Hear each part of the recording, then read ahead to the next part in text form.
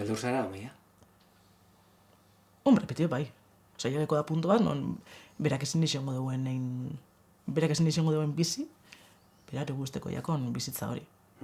Eta horrek, bildurre, bizitza da hori asumidimea da imagintan dut.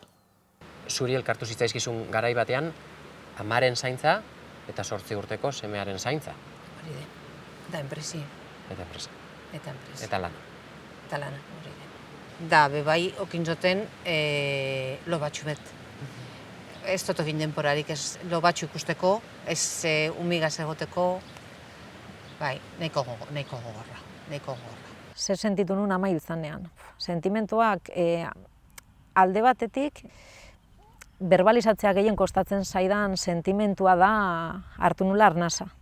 Eta hori esatea da gogorra, ze da zure ama. Bakarrik gelditzen zarenean, edo oso ondo pentsatuta duzun, zer egin behar duzun, edo zer egin nahi duzun zure bizitzarekin, edo bestela bihurtu daiteke kaos bat. Horrek nolabaiteko beldurra ematen zidan. Zer gertatzen da, bola onditzen doala, eta iristen denean larritasun egoera, orduan erabakiak hartzen dira, deitzen da zaintza autoritariotik. Zaintza autoritarioa zer da? Nik zuk ez dezunez erabakitzen, nik zuregatik erabakitzen dut. Baina, pentsau duzu inoiz, igual, erresidentzi batera joatea edo holango zeo zer? Ez da pentsatzen,